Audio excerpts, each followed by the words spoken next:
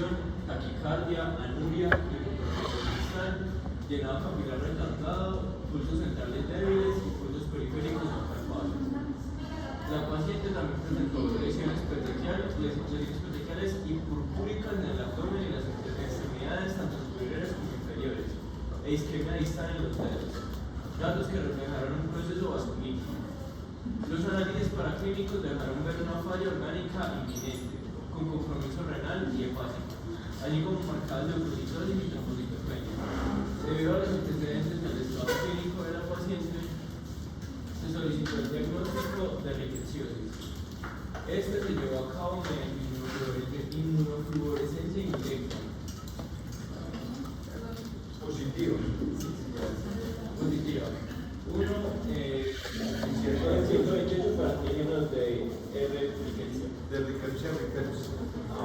La paciente presentó choque séptico secundario a falla orgánica múltiple, CID, Coagulación intravascular diseminada. paro cardiorrespiratorio y falleció. Por dicho, esta niña sí le fue peor que al Ay, 2 años. que estaba haciendo predato rentismo. Les pregunto, ¿qué les llama la atención de este caso? Todos los síntomas vasculares. Es porque esta bacteria tiene tropismo por las células endoteliales de la vasculatura, pues de los vasos sanguíneos, de las venas. Entonces, ella inmediatamente es transmitida por el vector, ella va hacia los vasos sanguíneos y empieza a causar daño en los vasos sanguíneos. Esta bacteria no la vamos a ver mucho en sangre por varias razones, pues por el sistema inmune y porque ella tiene tropismo por las células endoteliales, entonces va a estar haciendo daños a nivel de la vasculatura, por eso es que causa estas lesiones petequiales y purpúricas en el abdomen. Es algo parecido a lo que puede causar neisseria meningitis cuando se da la meningococcemia. En este caso estamos hablando de ricketsia. A esta niña pues prácticamente ya está en una fase muy avanzada, no pudieron salvarla, desarrolló muchos síntomas, isquemia distal en los dedos, también falla orgánica inminente, coagulación intravascular diseminada y ya por último pues un paro cardiorrespiratorio y falleció.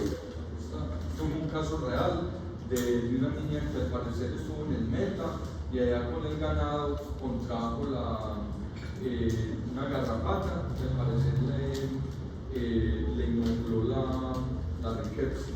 Siguiente, por favor. Vamos a hablar un poquito de la historia de la ricketsiosis. Por allá en Atenas, en el año 429 a.C., hubo plagas de tifus en Atenas. Entonces, el tifus produce como una especie de estupor, como de somnolencia, y hay diferentes clasificaciones. Ahorita vamos a ver los tipos de ricketsiosis. Aquí en el continente americano, por allá en 1846, cuando estaban en la colonización de Estados Unidos, estaban fabricando unos ferrocarriles. Encontraron que en las montañas rocosas en Estados Unidos había muchas picaduras por pulgas. Entonces lo denominaron el Valle del Idaho o el sarampión negro. El sarampión negro eran las picaduras no era de pulga, era de garrapata. Eran picaduras de garrapata y se dieron cuenta que las garrapatas en 1900 pues ya se dieron cuenta que eran las vectoras de la ricketsiosis. En esa época, pues en 1900, todavía no se llamaba ricketsiosis, pero más adelante, por allá en 1906, apareció un señor, un médico que se llamaba Howard Ricketts. Entonces él estudió la fiebre manchada de las montañas rocosas, la FMMR, y demostró que la picadura de la garrapata era la responsable de la transmisión de esta ricketsiosis. Este señor, haciendo experimentos en el laboratorio, ahí en el de que murió. Le dio una rickettsiosis, una fiebre manchada de las montañas rocosas causada por Rickettsia rickettsii. Le colocaron ese nombre en honor a Howard Ricketts. Después, más adelante, para un señor llamado Stanislaw von Prošek, yo creo que era como alemán o ucraniano, por allá de esos lados, describió el tifus epidémico y se dio cuenta que el vector de ese tifus epidémico era el piojo. Entonces, de ahí se siguió ese ciclo. Ahí de que murió Stanislaw von Prošek, de Rickettsia, por picadura de piojo. Entonces, en honor a Stanislaw von Prošek, le colocaron Rickettsia prošek, que es la que es inoculada por los piojos. Después, más adelante, este señor escrito de Rocha Lima, por allá en Túnez, no murió de rickettsiosis, describió el ciclo completo de la transmisión de la rickettsiosis por el piojo, y actualmente pues tenemos ya todos los vectores y tenemos las especies de Rickettsia identificadas. Entonces normalmente existe una rickettsiosis de las fiebres manchadas de las montañas rocosas causada por Rickettsia rickettsii, que es la principal especie, y es transmitida por la garrapata. Existen otras especies de rickettsiosis que son los tifus, donde van a encontrar el tifus epidémico, que es causada por la Rickettsia rickettsii, que es transmitida por el piojo, pero también hay un tifus que es el tifus endémico, que es causada por Rickettsia,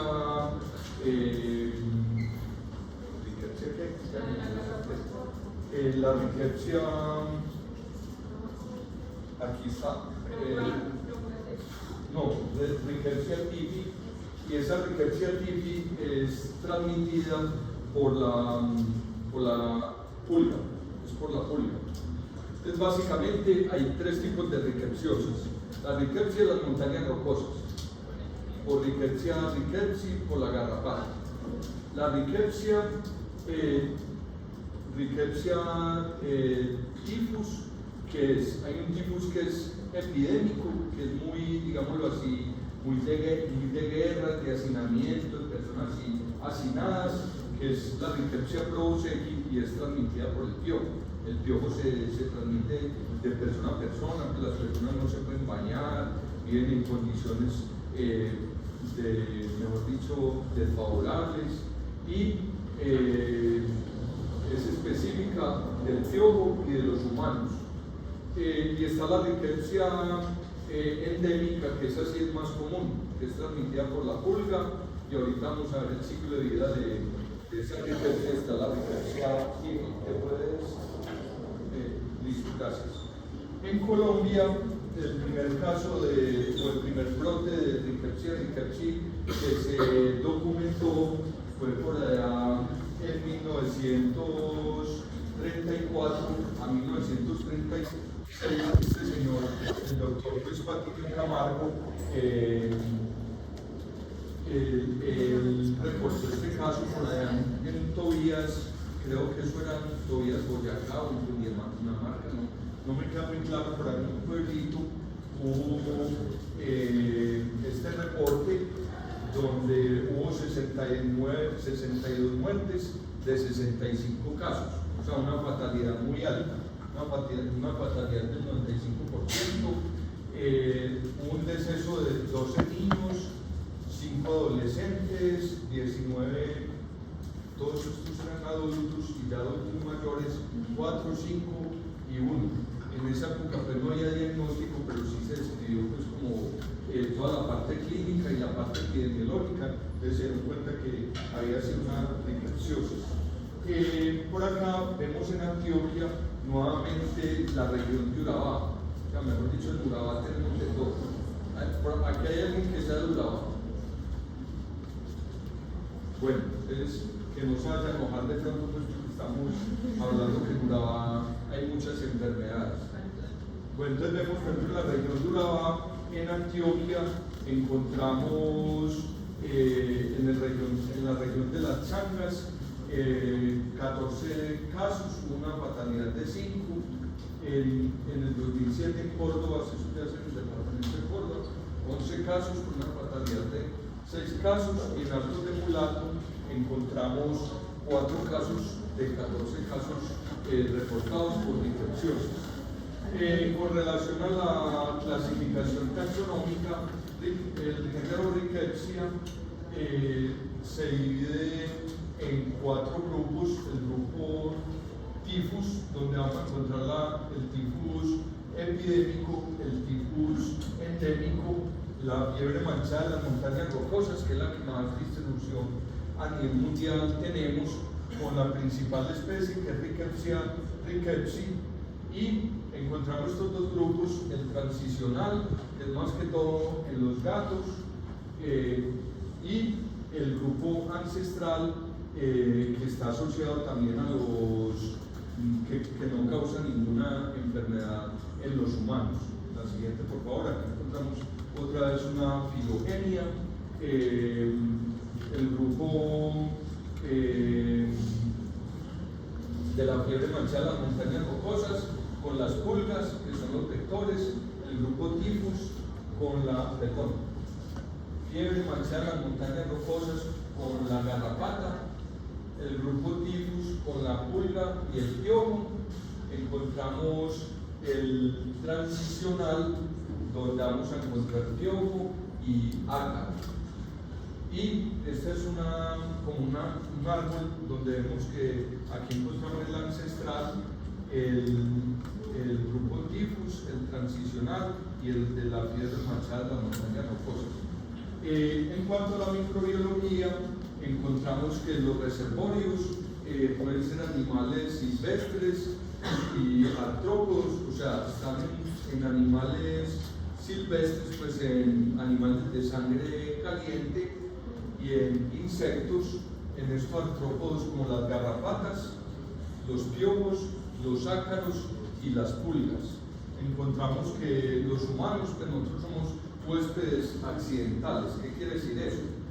Que estamos en contacto con los perros, con el ganado, con algunos animales silvestres como las ardillas, y estos animales pueden tener garrapatas, pueden tener pulgas que nos transmiten la enfermedad a nosotros. En cuanto a las características microbiológicas, un bacilo gram negativo que no se colorea muy bien al grano, y encontramos que es intracelular, es una bacteria anaerobia intracelular obligada. Ella sí, perdón, anaerobia, es que tengo un problema ahí con una dislexia entre anaerobia y anaerobia. Es una bacteria anaerobia intracelular obligada, y ahorita vamos a ver el ciclo de vida. Ella es muy parecida, tiene un ciclo de vida muy parecido a la listeria. Ahorita vamos a ver.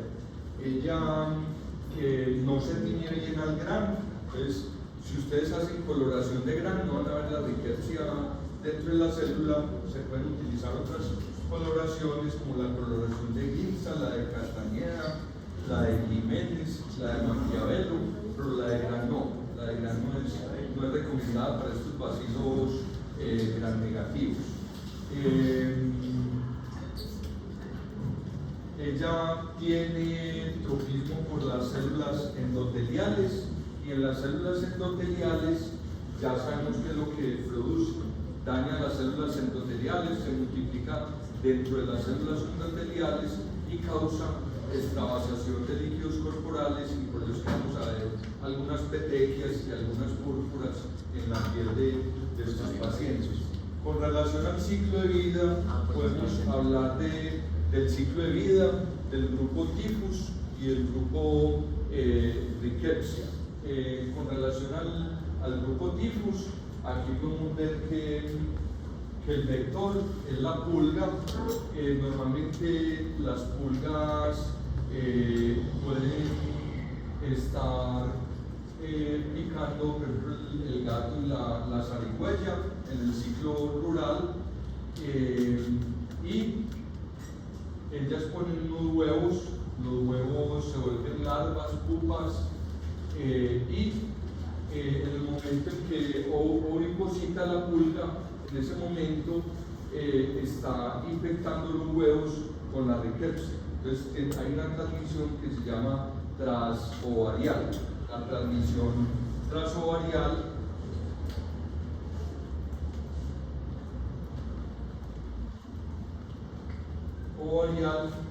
quiere decir que la bacteria ya está infectando al vector en los huevos. Y hay otra transmisión que se llama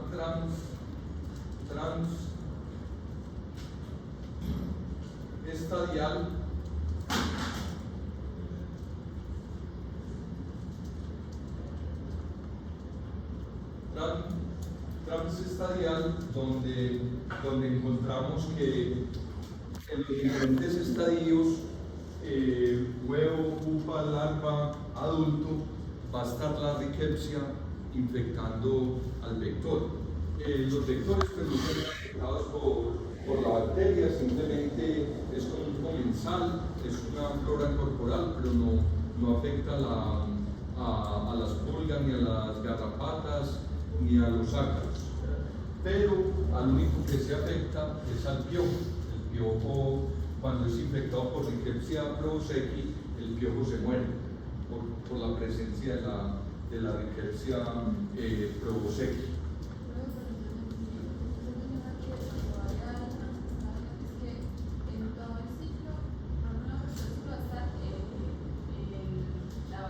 Sí, no afecta al vector, al único que afecta es al piojo. El piojo sí se muere. Bueno, entonces con relación pues, al grupo tifus, encontramos que en el ciclo rural va a estar el gato, va a estar el marsupial, la zarigüeya.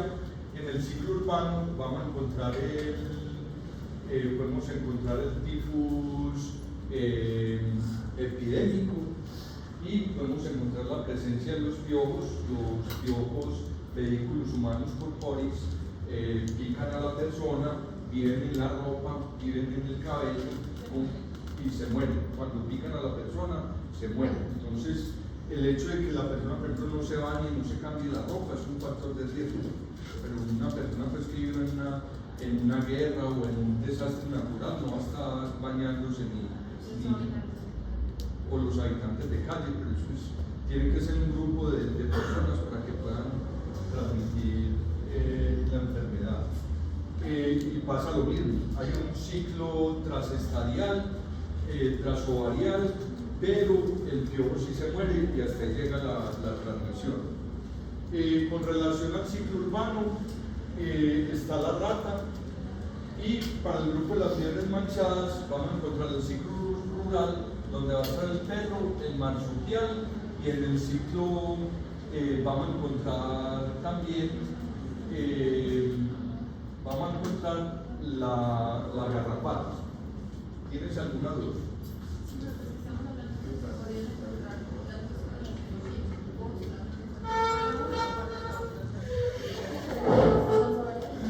No, pueden pasar las dos cosas. O sea, lo que pasa es que el insecto cuando pone los huevos transmite, por eso se llama transovarial. Y entre los estadios también hay transmisión, o sea, transestadial. Entonces, hay dos tipos de transmisión. En el momento de la oposición, que se llama transovarial, y durante los diferentes estadios, que se llama transestadial. Bueno, entonces con relación al grupo de las fiebres manchadas, el vector es la garrapata adulta, y pasa lo mismo. La garrapata pone huevos, tiene larvas, ninfas y el adulto. Y entre los diferentes estadios hay transmisión, o sea, se llama transestadial. Y cuando pone los huevos hay una transmisión que se llama transovarial. Hay algo muy interesante porque, por ejemplo, las ninfas de las garrapatas, ellas ya se alimentan de sangre. y las ninfas también pueden transmitir la infección. Encontramos, por ejemplo, el ganado, vacas superinfectadas con garrapatas.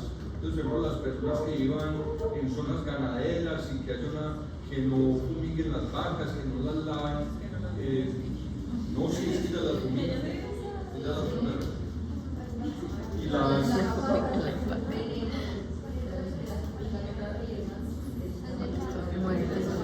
las pueden pasar también por unas piscinas grandotas con insecticidas para el tratamiento.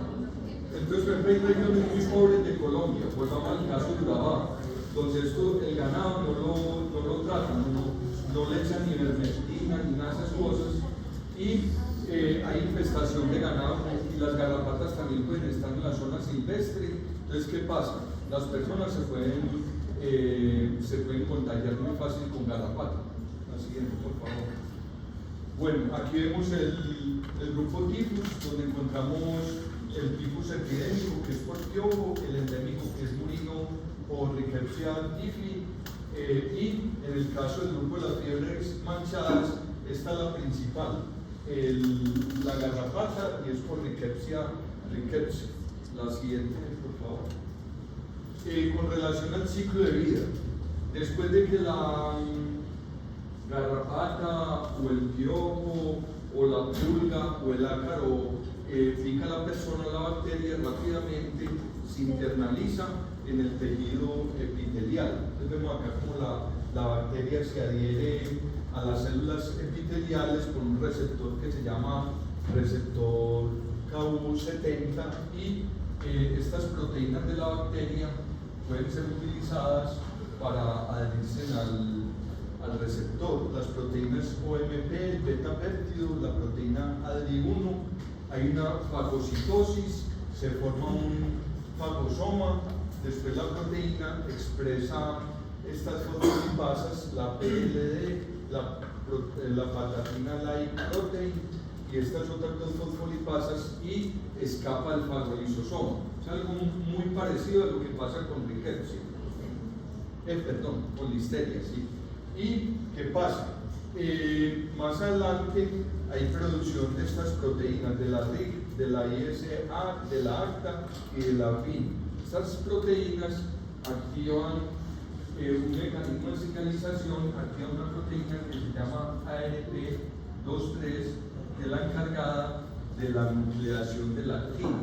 Entonces estas proteínas secretadas por un sistema de secreción tipo 2 secretan estas proteínas, polimerizan actina, y la Rickettsia se va a desplazar también por el citoplasma de la célula endotelial y va a infectar otras células endoteliales de la vasculatura. Hay una diferencia. Resulta que la Rickettsia rickettsii es mucho más virulenta, es mucho más patógena que la Rickettsia tifus. Entonces, en cuestión de rickettsiosis, una persona con Rickettsia rickettsii puede ser más aguda la rickettsiosis, mientras que con Rickettsia tifus es un poquito más leve, no es tan agresiva. Aquí vemos, es un sistema de secreción tipo 4, y aquí vemos algunas proteínas del sistema de secreción. Por el sistema de secreción se producen todos estos factores de virulencia que dañan el fagolisosoma, el lisosoma, y podemos ver también las proteínas que polimerizan la actina. La siguiente, por favor. Aquí vemos unas fotos reales de unas células endoteliales por microscopía electrónica. Vemos como las Rickettsias que están acá están siendo endocitadas, las vemos acá en el citoplasma. Después vemos cómo salen del citoplasma y ellas se van a dividir por fisión binaria en el citoplasma, se van dividiendo, se van multiplicando, dañan el endotelio. La siguiente, por favor. Vemos acá cómo se desplazan. Este es un filamento de acta, como si fuera un cometa, que permite que las células se muevan, y aquí vemos cómo estas células, cómo las bacterias por medio de pseudópodos pueden infectar células vecinas y van dañando el endotelio. Y aquí vemos la patogénesis, o sea, cómo se transmite. Yo creo que por acá se le puede dar una flechita. No aparece nada ahí. Vemos cómo la pulga pica a la persona y cómo le inocula las rickettsias. Hay un daño en las células endoteliales de la piel, mientras que la pulga se va alimentando, también libera las rickettsias. Las rickettsias tienen contacto con los vasos sanguíneos que están en la piel e inmediatamente pues, se activa la entrada de la rickettsia, dependiendo pues, de la especie de rickettsia, garrapata, rickettsia rickettsii, pulga, rickettsia typhus pyomo, rickettsia prowazekii, ácaros, no lo tengamos en cuenta. Hay una diseminación hematógena, linfática, de la vía linfática puede pasar al cerebro, al pulmón, al riñón. También después de que está en esos órganos hay movimiento vascular, hay liberación de líquidos, hay edema, se activa la inmunidad por células natural killer, se puede dar una encefalitis, una neumonía, pueden haber petequias, también púrpura, falla renal. ¿Y cómo es la salida? No hay ninguna salida. Tiene que ser que un vector, una pulga, una garrapata, pique al paciente y haya una toma otra vez de bacterias, porque de resto no hay cómo salir, o a no ser que la persona pronto sea donante de sangre, pero de resto, bueno, aquí vemos la parte clínica. Normalmente estas son picadoras de garrapata. Vemos un halo eritematoso, una escara negra en diferentes partes del cuerpo y la inoculación puede ser entre 4 y 20 días. Puede haber una fiebre de inicio agudo, aparecen exantemas en diferentes partes del cuerpo, también va a haber cefalea y pueden aparecer estos síntomas como mialgias, astralgias, conjuntivitis. Pero si ustedes ven un paciente que tiene estas lesiones, incluso le pueden buscar hasta la garrapata, porque la garrapata le puede pegar del cuero cabelludo o se esconde por acá en la ingle o por acá atrás, bueno, etc. O sea, mejor dicho, si tienen sospecha de una rickettsiosis, empeloten al paciente. Hay que buscar si de pronto tiene alguna garrapata, o también puede ser pulga, o puede ser piojo, no sabe. Bueno, la siguiente, por favor. Esta es la vasculitis que produce la rickettsia. Yo les había contado que estas bacterias tienen tropismo por la vasculatura, por las células endoteliales. Entonces, en el tifus endémico o epidémico por Rickettsia prowazekii o por Rickettsia typhus no alcanzan a penetrar hasta todos los tejidos, solamente están en el endotelio y la túnica íntima. En las fiebres exantémicas hay endotelio, túnica íntima y túnica media, o sea, mucho más virulenta, mucho más agresiva la Rickettsia rickettsii que la Rickettsia typhus y que la Rickettsia prowazekii. Aquí vemos los mecanismos de patogenicidad. Esta Rickettsia libera radicales libres, fosfolipasas, proteasas que dañan los vasos sanguíneos, pueden incrementar la permeabilidad vascular, pueden haber edemas vasogénicos del cerebro, del pulmón. Aquí vemos una radiografía del pulmón, una radiografía del sistema nervioso central y vemos los exantemas y las petequias. Es algo parecido a lo que sufren los pacientes por Neisseria meningitidis, o incluso se puede parecer a un dengue hemorrágico. Ustedes, si les llega un paciente así, para urgencias y diagnóstico diferencial, para mirar que que puede tener el paciente. Y este es un caso real de un paciente mexicano, y en general como empezaron los dedos, empezó con una necrosis distal, después se fue poniendo peor y le tuvieron que amputar varios dedos. Y el diagnóstico de rickettsiosis. Aquí podemos ver cómo se da el diagnóstico. Se pueden hacer cultivos, pero se necesitan células vero, se necesitan cultivos, o sea que es un laboratorio más de investigación, no tanto de diagnóstico. Y la prueba de oro para la rickettsiosis es la IFI. IFI quiere decir inmunofluorescencia indirecta. ¿En qué consiste eso? ¿En qué consiste una IFI? Cogen las células que cultivan en el laboratorio y las infectan con diferentes especies de rickettsia. Entonces tienen, por ejemplo, tienen una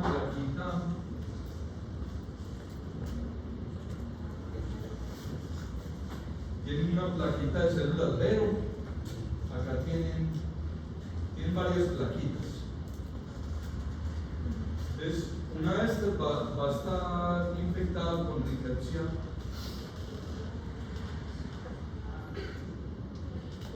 Rickettsia, esta con Proboscis, esta con tifus. Bueno, y tienen las plaquitas con las células y las bacterias. Esas plaquitas las pueden tener guardadas en el laboratorio, las congelan, las tienen ahí preservadas. ¿Qué pasa? Cuando llega un paciente con sospecha de rickettsiosis, el paciente ya tuvo que haber desarrollado anticuerpos. Entonces, ¿qué pasa? Van a coger estas plaquitas con rickettsia rickettsii, estas plaquitas con rickettsia proboscis, estas con rickettsia tifus, etc. Y las van a incubar con los anticuerpos del paciente. Entonces, las permeabilizan, las lavan, las incuban con el anticuerpo humano y después le pueden adicionar un anticuerpo humano marcado con fluorescencia. Entonces, después de hacer esa inmunofluorescencia, nos vamos para un microscopio de fluorescencia y vamos a ver las plaquitas, vamos a ver cómo florecen. Incluso no podemos dar controles positivos con sueros positivos para saber que el experimento sí está funcionando, y con un suero negativo, un suero normal, para mirar que de pronto no vaya a aparecer algún artefacto. Entonces, la siguiente, por favor. Vamos a ver un resultado de una inmunofluorescencia con diferentes sueros. Aquí vemos suero de Rickettsia conori, que es muy parecida a la Rickettsia rickettsii, de la fiebre manchada de las montañas rocosas. Aquí vemos suero de Rickettsia felis, que es una Rickettsia intermedia. Aquí vemos Rickettsia del grupo tifus. Y aquí vemos las plaquitas antigenadas o tienen Rickettsia rickettsii, Rickettsia felis y Rickettsia tifus. ¿Qué vamos a encontrar? ¿O qué se encontró? Con Rickettsia conori solamente reaccionó con el suero de Rickettsia conori. Aquí vemos positividad, de pronto con Rickettsia intermedia un poquito de reacción, pero con Rickettsia tifus no hay reacción. En el segundo panel, para Rickettsia felis vamos a encontrar reacción para Rickettsia felis y para Rickettsia tifus.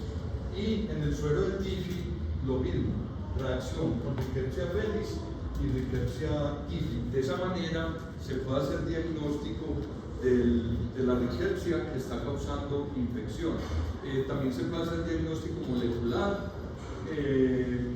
y este es el caso de la niña que murió de 2 años. Le hicieron una biopsia post-mortem de riñón, y le dio positivo para Rickettsia de la fiebre manchada de las montañas rocosas. O sea que la niña efectivamente tenía una rickettsiosis, no se la diagnosticaron y la niña falleció. Hasta el momento pues, no existen vacunas, ni para leptospira ni para Rickettsia. Para leptospira creo que sí existe una vacuna, pero es para los perros, para perros. Para humanos hasta el momento no han desarrollado vacunas. ¿Tienen alguna duda, alguna pregunta? Profe, muchas gracias. Todos firmaron asistencia.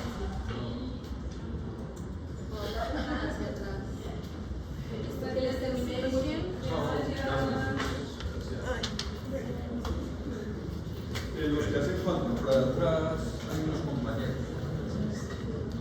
Bueno, entonces ya para terminar vamos a hablar del último modelo. Vamos a hablar de Bacillus anthracis. Bacillus anthracis es un modelo muy interesante. No, el primero, leptospira es una espiroqueta gran negativo, pues, o que no se da el gran, pero sí necesitamos un microscopio de campo oscuro. Rickettsia es un bacilo gran negativo. Y Bacillus anthracis es un bacilo gran positivo esporulado. Forma una espora, ahorita vamos a ver por qué. Este modelo es muy interesante. No sé si ustedes han escuchado sobre el arma biológica, sobre las toxinas de anthrax, que le mandaban a la gente cartas con esporas de anthrax. Entonces ahora vamos a ver por qué esas esporas de anthrax son tan letales, qué es lo que causan en las personas que aspiran las esporas de anthrax. Entonces llega una persona y lee una carta, uy, tengo un admirador, pero entonces resulta que en esa carta van esporas de Bacillus anthracis. Más o menos unos 5 días después empiezan con unos síntomas de hemorragias y cosas maluquísimas. Ahorita vamos a ver. Bueno, entonces, anthrax es una infección aguda que en ocasiones puede ser letal. La más frecuente es la infección cutánea. ¿Qué quiere decir eso? Está uno por allá cosechando moras o está paseando por ahí en una finca, se pega un raspón con una rama de cualquier árbol y después, por ahí una semana después, le va a empezar a aparecer lo que se denomina un carbunco, como una costra negra con material purulento. Carbunco, lo que se llama carbunco. Esta enfermedad es sobre todo característica de animales con pezuña, animales salvajes y domésticos que tienen pezuña. Ejemplo, las vacas, las cabras, las ovejas, los camellos, los hipopótamos y los cerdos. En humanos, nosotros nuevamente somos huéspedes accidentales. O sea, nosotros entramos al paseo por accidente. Somos infectados de una manera accidental. En humanos, como ya les mencioné, la infección más frecuente es la cutánea, por inoculación accidental. Después, inhalación, o sea, podemos inhalar las esporas que están en el medio ambiente. Si ustedes encuentran un animal, están paseando por ahí en la selva y encuentran un animal muerto, déjenlo ahí, no se pongan a molestar porque pueden tener esporas de anthrax. Y el tracto gastrointestinal. ¿Qué quiere decir eso? Si ustedes consumen carne con tejidos contaminados con esporas o con bacterias, por Bacillus anthracis también pueden infectarse por vía gastrointestinal. Esta es una coloración de un Bacillus anthracis. Aquí podemos ver las esporas en la parte vegetativa. Muy importante las características microbiológicas. Bacilo gram positivo, crece en la sangre, de un día para otro podemos tener bacterias, no es hemolítico, es aerobio, es capsulado, en presencia de CO2 y carbonato ya genera la cápsula, pasa de la forma vegetativa de las esporas a la forma que infecta los humanos. Es catalasa positiva, no tiene flagelos, puede formar colonias grisáceas y aquí vemos los dos principales factores de virulencia, la cápsula y las toxinas. Ahorita vamos a ver cuáles son las toxinas que son tan famosas en Bacillus anthracis. Y esta cápsula es una cápsula de proteínas. Es algo muy interesante porque no tiene ácido ciálico, sino que es una cápsula proteica. Para que los Bacillus anthracis sean virulentos, debe tener estos dos plásmidos. Estos plásmidos son los que codifican para los factores de virulencia, tanto para las toxinas como para la cápsula y otros factores de virulencia que vamos a ver ahora. Aquí vemos el anthrax, es de distribución mundial. Estos bacilos están en diferentes partes del mundo, pero por ejemplo África es una región hiperendémica, o sea, hay muchas gracias. Hay muchas regiones del África, podemos ver acá también, África subsahariana también es endémica e hiperendémica para el anthrax. Y acá, en la región de las Américas, en Norteamérica, Canadá y en Sudamérica, hay regiones esporádicas. Por ejemplo, acá en Colombia es esporádica. El ciclo de vida. Normalmente, como ya les comenté, la bacteria está en una forma esporulada, es un estadio vegetativo, y cuando entra en contacto las esporas con el humano o con el animal, hay una inhalación. Esas esporas en contacto con el CO2 y con la temperatura cambian de esporas, se vuelven formas vegetativas, y esas formas vegetativas pueden causar muerte en los huéspedes, tanto en el humano como en los herbívoros. Aquí vemos un ejemplo de un brote de anthrax que mata 50 hipopótamos en Namibia. Dime.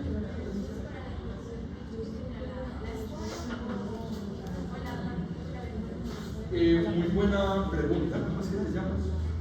Daniela está preguntando que si para la inoculación pueden ser esporas o la forma vegetativa. Normalmente, si es por inhalación, son esporas. Si es por cutáneo, son esporas. Pero si es gastrointestinal, podrían ser esporas o la forma vegetativa. Cualquiera de las dos. De todas maneras, las esporas, cuando ingresan al cuerpo, hay un cambio de temperatura, y fuera de eso hay presencia de CO2. Entonces, las esporas se vuelven formas vegetativas que se están multiplicando. Este fue un brote en Namibia por ahí en el año 2017, donde murieron muchos hipopótamos. Hace poquito, en Puerto Trunco también encontraron unos hipopótamos muertos. ¿Cómo? No se sabe. Al parecer fue porque pelearon. No, porque es que estos animales son agresivos, pelean entre ellos. Pero yo no creo que estos no pelearon, a estos sí les dio anthrax, estos porque eran 50, no me imagino 50 hipopótamos peleando. Entonces ya quedaron así como dice el cuento, con las patas para arriba. No, es un bicho. Ahora sí, dime. También podría ser. Pues lo que pasa es que ya tendría que ser que tú trabajes en una carnicería, o que, por ejemplo, que estés como partiendo un animal que está muerto. Entonces el animal va a tener forma vegetativa y va a tener forma también en esporas. Es por esporas, y lo mismo la inhalación. Bueno, entonces aquí vemos los factores de virulencia. ¿Dónde están los factores de virulencia? Los vamos a encontrar en estos plásmidos. El plásmido PX1, este plásmido PX1 va a codificar para las toxinas. PX1 tiene las toxinas. plasmido PXO2 tiene los genes para la cápsula. Normalmente, entonces vamos a hablar primero del plasmido PXO2 que codifica para la cápsula.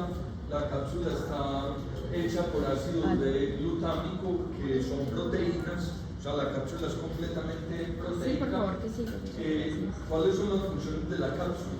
Evadir el sistema inmune y la fagocitosis. Es anticoagulante, muy importante. O sea que por eso es que puede causar hemorragias. Y fuera de eso, es responsable de inflamación y de necrosis. Sin embargo, la mayoría de los factores de virulencia, pues los más, digámoslo así, los más agresivos son estas toxinas. Entonces vamos a hablar de las toxinas. ¿Qué tipo de toxinas produce la bacteria? Va a producir una enzima que se llama BCL1A2, va a producir dos toxinas muy importantes y va a producir un gen regulador de la cápsula. ¿Cuáles toxinas va a producir? Va a producir la toxina letal y va a producir la toxina edémica y va a producir un factor, va a producir el antígeno protector. Entonces produce estas dos toxinas, toxina letal, toxina edémica y el factor protector. Para que estas toxinas sean activas, el factor protector o el antígeno protector se tiene que fusionar con el factor letal y con el factor edema. Entonces, antígeno protector más el factor letal forma la toxina letal. Y el antígeno protector más el factor edema forma la toxina edémica. ¿Qué hacen estas dos toxinas? Vamos a ver.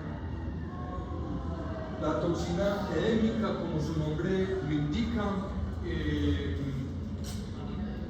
genera edema, pero entonces ella modula una anilatociclasa que hace que el aumento de la anilatociclasa produzca edema en las células donde está la toxina. Entonces la célula se va hinchando, se va inflamando y produce edema. Por otro lado, la toxina letal también produce necrosis, muerte, porque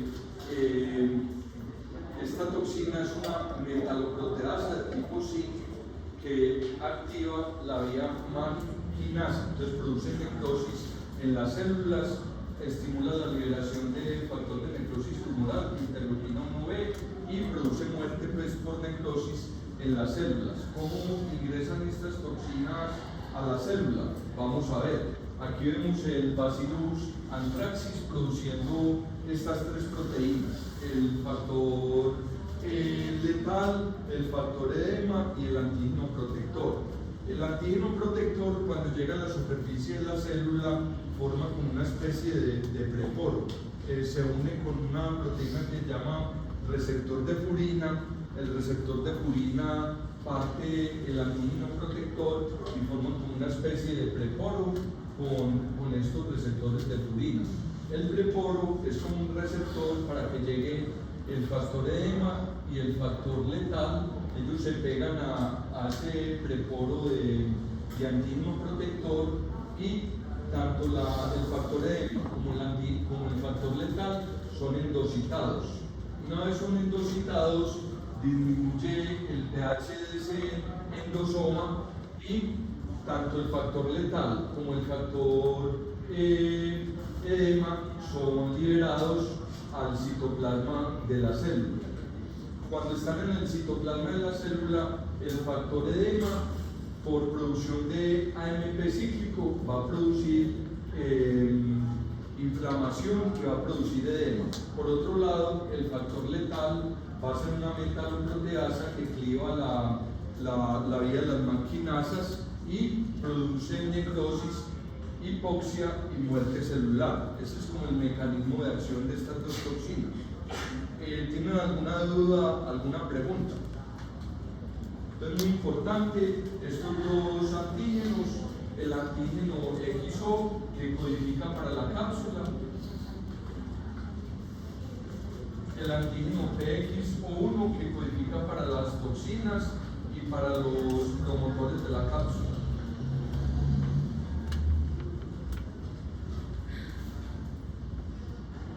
Existen algunas bacterias, algunos bacilos anthracis que no son letales. ¿Qué quiere decir eso? No tienen esos dos plasmidos, ni el PXO1 ni el PXO2, o sea que no pueden infectar, pero no generan enfermedad. Esas bacterias las están utilizando para investigar vacunas, para poder generar vacunas que generan anticuerpos para estas bacterias. Estas son las formas clínicas, ya las habíamos mencionado. Por inhalación se demora entre 3 y 5 días, dolor de cabeza, fiebre alta, dificultades respiratorias, llega a ser sistémico y produce necrosis. Por contacto cutáneo, entre 2 a 7 días, puede formar vesículas, un carbunco, es indolora y forma un edema en la piel de esta forma.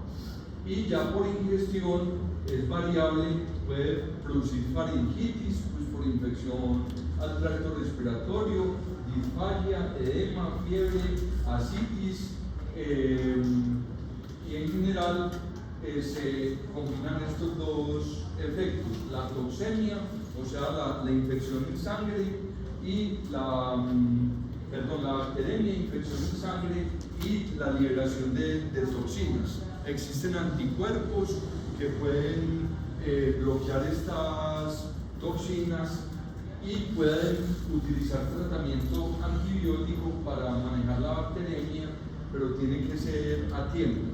O sea, si el paciente ya está con toxemia y con bacteremia, es muy difícil controlar este Bacillus anthracis. Con relación, realmente no sé. Pero eso no lo vamos a preguntar, pues, porque lo que pasa es que en esta parte no vemos tanto la parte de tratamiento, sino más de microbiología y un poquito la parte clínica.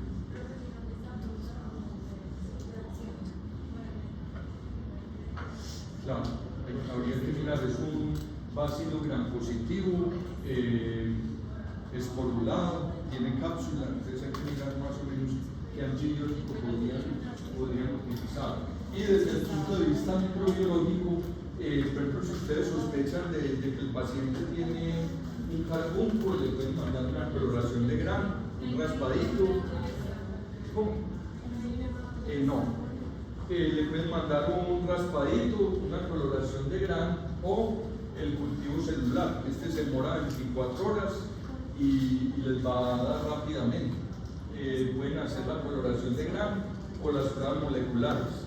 Lo que pasa es que esta infección es poco frecuente. Dime, adelante. ¿Un paciente infectado por inhalación puede transmitir las esporas por aerosoles a las otras personas? Es posible, pero ya cuando, mejor dicho, si el paciente se muere y queda el cadáver por ahí en alguna parte. Pero normalmente no alcanza a producir esporas, porque esporas es cuando está en el medio ambiente. De pronto la forma vegetativa podría transmitir la forma vegetativa, pero la idea es que el paciente no se muera, pues que le salven la vida. Listo, jóvenes, ¿tienen preguntas, dudas?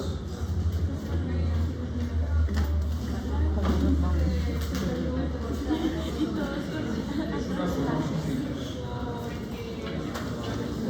La encontramos en el... esperemos un momentico que falta el quiz. Esta vez no se me olvidó.